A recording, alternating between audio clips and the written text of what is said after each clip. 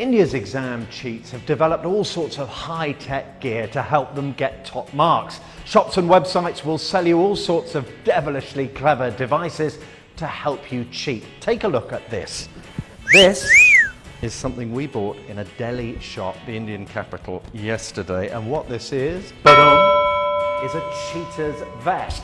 So hidden here in the neck is a tiny microphone, which is connected down here to a tiny cell phone receiver, and that in turn is connected to, wait for it, just got to get it out, this tiny Bluetooth earpiece, complete with, look at that, a tiny antenna.